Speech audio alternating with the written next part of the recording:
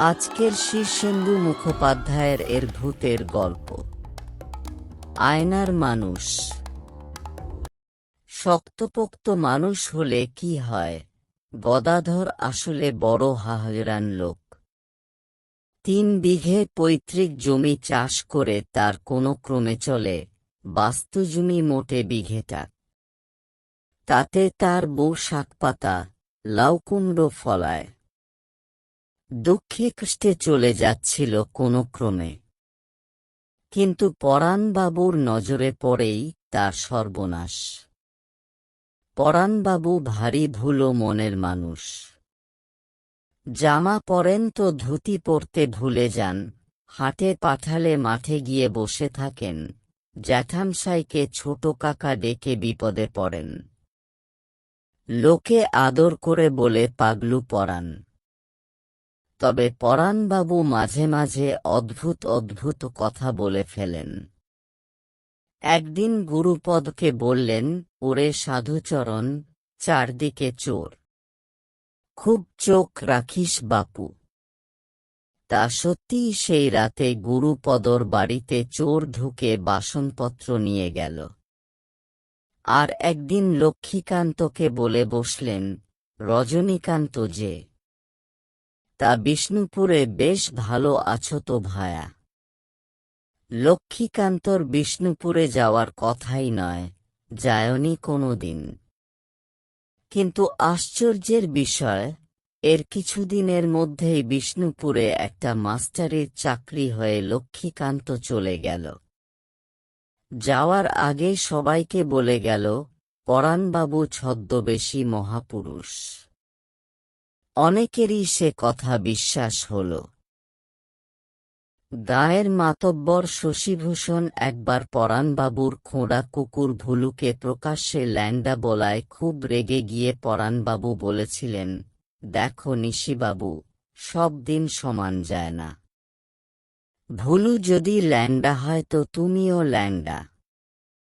অবাক কাণ্ড হল, দিন 7 বাদে শশীবাবু গোয়াল ঘরের চালে লাউ কাটতে উঠে একটা সবুজ সাপ দেখে আঁতকে উঠে চাল থেকে পড়ে বাঁ পায়ের গোড়ালি ভাঙেন।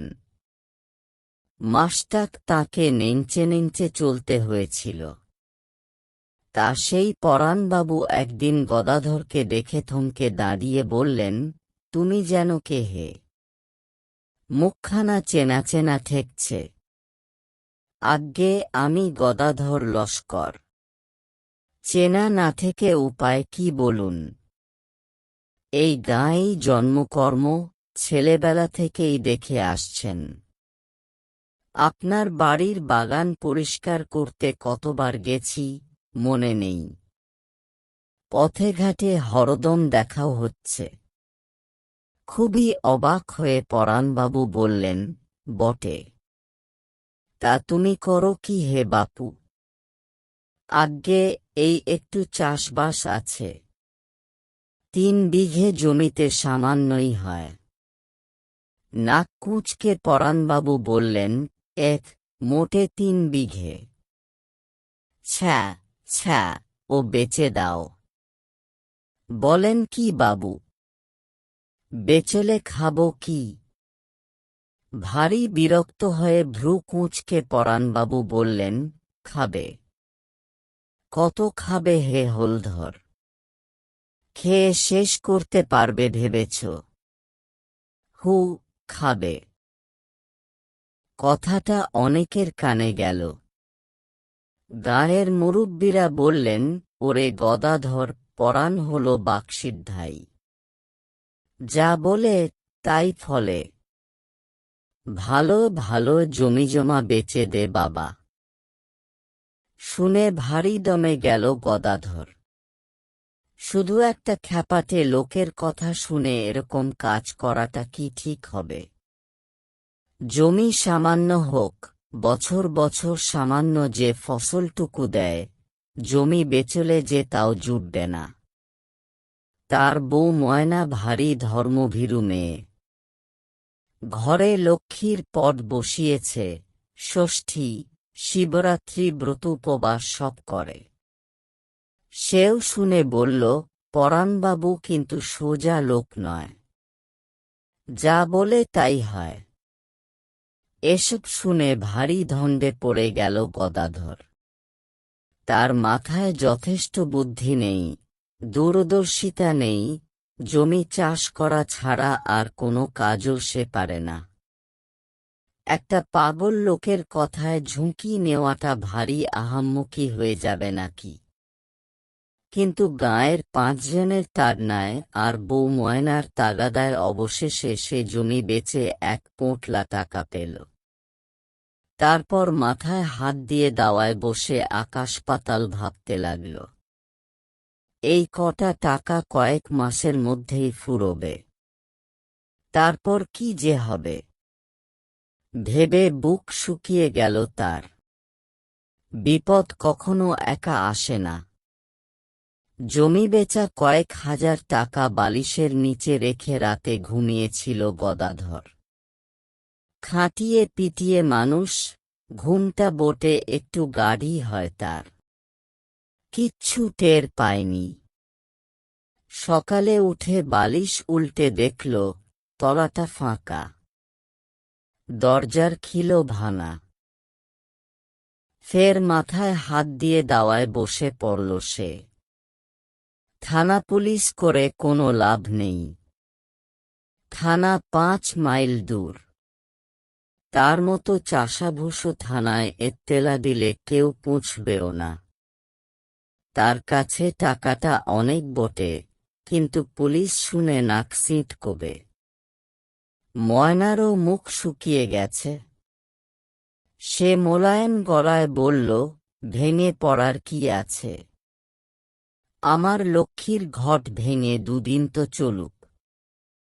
নুন ভাত, শাক ভাত খেয়ে কটা দিন কাটল বটে, কিন্তু তারপর আর চলছে না। ময়না বলল, চলো অন্য গাঁয়ে যাই। দরকার হলে তুমি মুনিশ খাটবে, আমি লোকের বাড়িতে কাজ করব। এ গাঁয়ে ওসব করলে তো বদনাম হবে। বাপ পিতে মোর গাঁ ছেড়ে যাব। তবে কি মরবে নাকি? কাহিল গলায় গদাধর বলল, তাই চলো। আছে কেউ দেখতে পায়, সেই ভয়ে সন্ধ্যের পর 2টি পোঁটলা নিয়ে দুজন গাঁ ছেড়ে রওনা হল। গাঁ ছেড়ে বেরোতে না বেরোতেই প্রচণ্ড কালবৈশাখীর ঝড় ধেয়ে এল। আকাশে ঘন বিদ্যুতের চমক, বাজ পড়ার পিলে চমকানো আওয়াজ আর তুমুল হাওয়া। দুজনে হাত ধরাধরি করে পড়ি কি মরি ছুটতে লাগল। অন্ধকারে পথের মোটে হদিশই পেল না। শুধু টের পাচ্ছিল হাওয়া তাদের প্রায় উড়িয়ে নিয়ে চলেছে।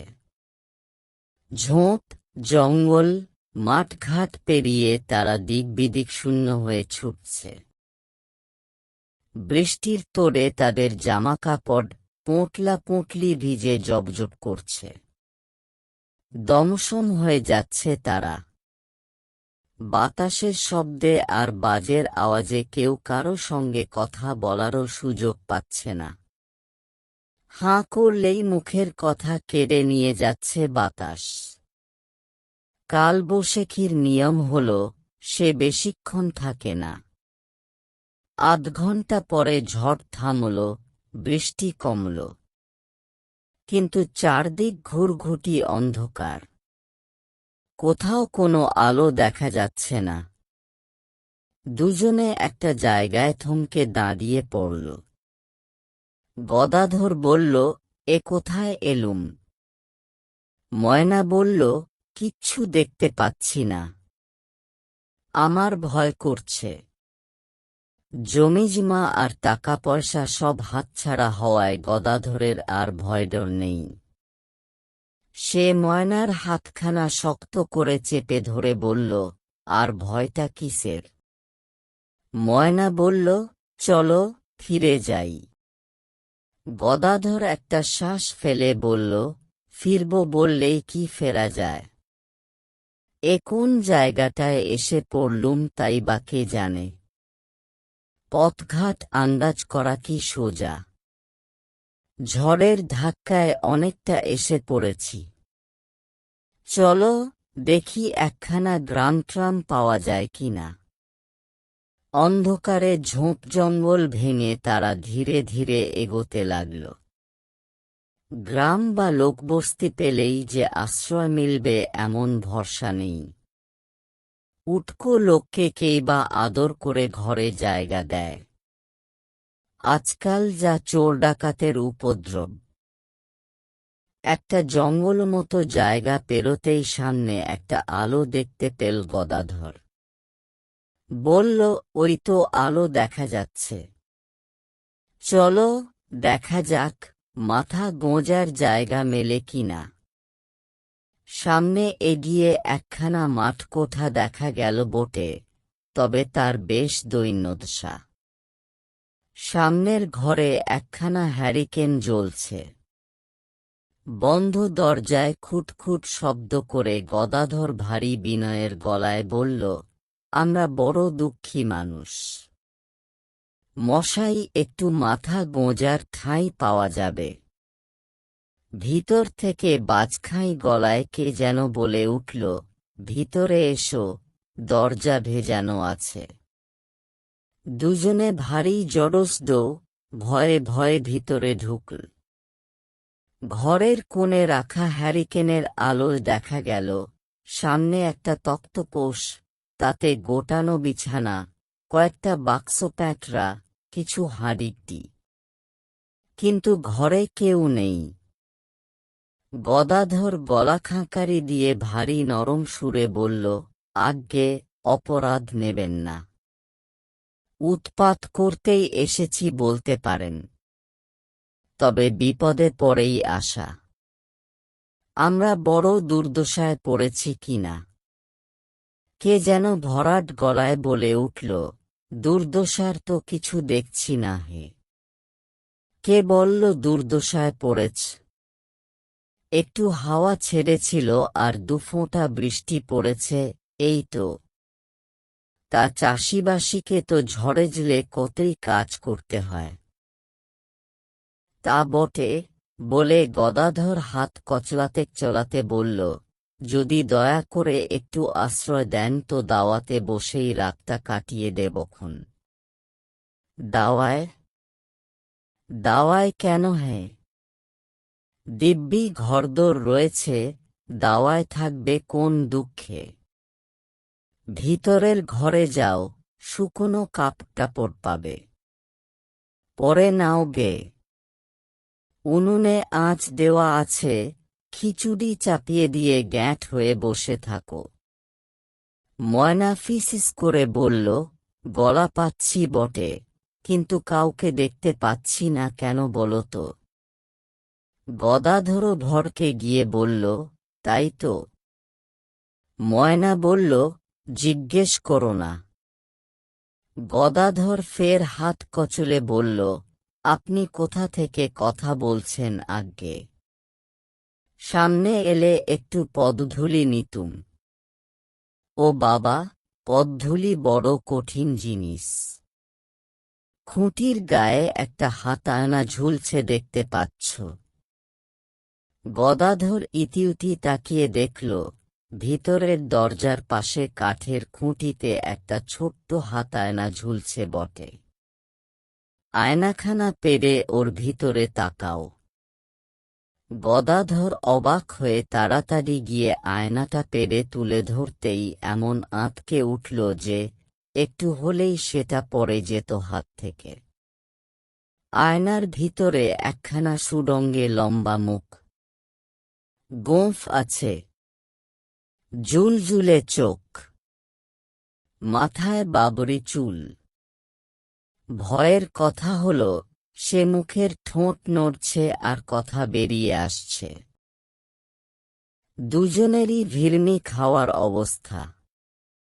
আয়নার লোকটা বলল, ওরে বাপ, আগে তো প্রাণ রক্ষে হোক, তারপর দাঁতপাটি লেগে পড়ে থাকলে থেকো। ময়না আর গদাধর কিছুক্ষণ বাক্যহারা হয়ে ঘেঁষাঘেঁষি করে দাঁড়িয়ে রইল। এরপর ময়নাই প্রথম কথা কয়ে উঠল, আমরা বড্ড ভয় পাচ্ছি যে। বলি ভয়টা কিসের? এই জন্যই বলে লোকের উপকার করতে যাওয়াটাই আহাম্মকি। গদাধর সামলে নিয়ে তাড়াতাড়ি বলল, না না, ওর উপর কুপিত হবেন না, আমরা না হয় ভয়ডর সব গিলে ফেলছি। ভালো, টপ করে ওসব ফালতু জিনিস গিলে পেটে চালান করে দাও। দিয়েছ। ময়না আর গদাধর ঘন ঘন ঢোক গিলে যেন একটু সামলে নিল। গদাধর বলল, না, এখন আর তেমন বুক ঢিপ ঢিপ করছে না। তোমার করছে ময়না? না, মাথাটা একটু ঝিমঝিম করছে, এই যা। আয়নার লোকটা বলল, ওতেই হবে। এখন গিয়ে রান্নার জোগাড়যন্তর করে ফেলো। গদাধর আমতা আমতা করে বলল, ফস করে অন্দরমহলে ঢুকব। কেউ যদি কিছু বলে? লোকটা হা হাত করে হেসে বলল, বলার মতো আছেটাকে হে? এই আমি ছাড়া এ বাড়িতে আর জন্মনিশি নেই। যাও যাও, ভেজা কাপড়ে বেশিক্ষণ থাকলে নিউমোনিয়া ধরে ফেলবে। কথা না বাড়িয়ে তারা ভিতরের ঘরে এসে দেখল দিব্যি ব্যবস্থা। আলনায় কয়েকখানা পাটভাঙা ডুরে শাড়ি, দুটো বোয়া ধুতি আর মোটা কাপড়ের কামিজ রয়েছে। কুজো থেকে জল তুলে হাত মুখ ধুয়ে ভেজা কাপড় বদল করে রান্নাঘরে গিয়ে দেখল উনুনে আঁচ উঠে গেছে। চাল ডাল খুঁজতেই বেরিয়ে পড়ল। আলু, লঙ্কা, ফোড়ন, তেল সবই অল্প স্বল্প রয়েছে। ময়না বলল, হ্যাঁ গা, আয়নার জ্যাঠামশাইকে জিজ্ঞেস করো না, উনি আমাদের সঙ্গে খাবেন কিনা। গদাধর গিয়ে আয়নাটা নিয়ে এল, তারপর সুরঙ্গে মুখখানার দিকে চেয়ে কাঁচুমাচু মুখ করে বলল, আজ্ঞে, আপনি পেরসাদ করে না দিলে কোন মুখে খিচুড়ি খাই বলুন। ময়নার বড় ইচ্ছে আপনাকেও একটু ভোগ চড়ায়। না হে বাপু, ওসব আমার সহ্য হয় না। আমার অন্য ব্যবস্থা আছে। তোমরা খাও। কি আর করা, অন্যের বাড়িতে ঢুকে এরকম বেঁধে বেঁধে খাচ্ছে বলে ভারী সংকোচ হচ্ছে তাদের। তবে খিদেও পেয়েছে খুব, তাই তার লজ্জার সঙ্গেই পেট পুরে খেয়ে নিল। তারপর দুজনে ক্লান্ত শরীরে আর ভরা পেটে মরার মতো ঘুমিয়ে পড়ল। ভোরবেলা ঘুম ভাঙার পর গদাধরের মনে হল গতকাল ঝড়ে বৃষ্টিতে পড়ে তার মাথাটাই গুলিয়ে গিয়েছিল। তাই বোধ হয় একটা আজগুবি স্বপ্ন দেখেছে। ময়নাকে ডেকে তুলে জিজ্ঞেস করতে ময়না বলল, দুজনে কি একই স্বপ্ন দেখতে পারে? তাহলে ব্যাপারটা কি? তার আমি কি জানি। বাইরে কে যেন কে আছো হে? কে আছো বলে চেঁচাচ্ছিল। গদাধর তাড়াতাড়ি উঠে সদর দরজা খুলে দেখল নাদুস নুদুস একটা লোক দাঁড়িয়ে আছে। দড়িতে বাঁধা দুটো হালের বলদ, একটা দুধেল গাই আর একটা হাল। লোকটা গম্ভীর হয়ে বলল, এই নাও ভাই, ষষ্ঠীপদর গচ্ছিত হাল গরু সব বুঝিয়ে দিয়ে যাচ্ছি, আর এই নাও 1 বছরের হাল গরুর ভাড়া আর দুধ বাবদ দাম। 700 টাকা আছে। গদাধর জিভ কেটে পিছিয়ে গিয়ে বলল, না না, ছি ছি, এসব আমার পাওনা নয়। আমাকে কেন দিচ্ছেন? লোকটা দীর্ঘশ্বাস ফেলে বলল, না দিলে কি রেহাই আছে হে? ষষ্ঠীপদ ঘাড় মটকাবে। বুঝে নাও ভাই, কাল রাতেই ষষ্ঠীপদ হুকুম দিয়ে গেছে। আজ্ঞে, ষষ্ঠীপদ কে বটেন? কেন, পরিচয় হয়নি নাকি? বলি, সে এখন আয়নার মধ্যে ঢুকেছে বলে তো আর গায়েব হয়ে যায়নি। তার দাপটে এখনো সবাই থরহরি কাঁপে। ওই পূবে খালধারের জমিটা তোমার? 10 বিঘে আছে। কিছুই বুঝতে পারল না গদাধর। লোকটা চলে যাওয়ার পর গরু আর বলদদের নিয়ে গোয়ালে বেঁধে টাকাগুলো ট্যাঁকে খুঁজে সে গিয়ে আয়নাটা পেড়ে আনল। কিন্তু দিন মানে আয়নায় আর সেই সুরঙ্গে মুখখানা দেখা গেল না। নিজের বোকা বোকা হতভম্ব মুখখানাই দেখতে পেল সে। এরপর আর একজন রোগাপানা লোক এসে হাজির, সঙ্গে মুটের মাথায় 2টো ভরা বস্তা। এই যে ভায়া, আমি হচ্ছি শ্যামাব্দ মোদি। 2 বস্তা চাল দিয়ে গেলুম। ষষ্ঠীপদর হুকুম তো আর অমান্য করতে পারি না। এই 2 বস্তায় পাওনা ছিল তোমাদের, আর এই 1000টা টাকা। গদাধর কথা কইতে পারছে না, কেবল ঢোক গিলছে। জিভ টাগরা সব শুকনো। একটু বেলার দিকে একজন বুমানুষ এসে পিছনের দরজা দিয়ে ঢুকে সোজা ময়নার কাছে হাজির। একটা পোঁটলা খুলে কিছু সোনার গয়না বের করে বলল, নাও বাবু, তোমার জিনিস বুঝে নাও। মোট 8 গাছা সোনার চুড়ি, বাঁধানো নোয়া, বিছেহার 1 জোড়া বালা আর ঝুমকো দুল। ময়না অবাক হয়ে বলল, এসব আমার হবে কেন? তা জানি না, ষষ্ঠীপদ গচ্ছিত রেখেছিল। এখন হুকুম হয়েছে, তাই দিয়ে যাচ্ছি। কিন্তু আমি তো ষষ্ঠীপদবাবুকে চিনি না। চিনবে বাপু, এ গায়ে থাকলে তাকে না চিনে উপায় আছে। তা তোমাদের কপাল ভালো যে তার নেকঞ্জরে পড়েছে। তার ভয়ে আমরা কাঁটা হয়ে থাকি কিনা। সারাদিনে আরো অনেকে এসে অনেক জিনিস দিয়ে গেল। কেউ দা আর কুডুল, কেউ শীতল পাটি, কেউ কুজোর বালতি আর কাঁটা, কেউ কাঠের টুল, কেউ বাসনকোসন বা কড়াই আর হাতা, এমনকি 1 গাছ ঝাঁটা অবধি। সবই নাকি ষষ্ঠীপদর গচ্ছিত রাখা জিনিস। গদাধর আর ময়নার দিশেহারা অবস্থা। গরিব হলেও তারা লোভী লোক নয়। এসব জিনিস তাদের ঘরে ছিল না। তার ওপর ষষ্ঠীপদর রহস্যটাও তাদের মাথায় সেঁধোচ্ছে না। খুব ভাবনা চিন্তার মধ্যেই দিনটা কাটল তাদের। সন্ধে হতেই হঠাৎ সেই বাজখাঁই গলা, সব জিনিস ফেরত দিয়ে গেছে তো।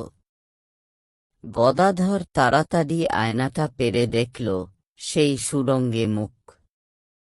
কাঁপা গলায় বলল, এসব কি হচ্ছে বলুন তো মশাই? আমরা যে কিছুই বুঝতে পারছি না। লোকটা ধমক দিয়ে বলল, বেশি বুঝবার দরকার কি তোমার? কাল থেকে তেঁতুলতলার জমিতে হাল দিতে শুরু করো। আমরা কি তবে এখানেই থাকব? তবে যাবে কোন চুলোয়? ময়না পিছন থেকে ফিস ফিস করে বলল, ওগো, রাজি হয়ে যাও। গদাধর গদগদ হয়ে বলল, যে আজ্ঞে। আপনাদের গল্পটা ভালো লাগলে আমাদের চ্যানেলটাকে সাবস্ক্রাইব করুন।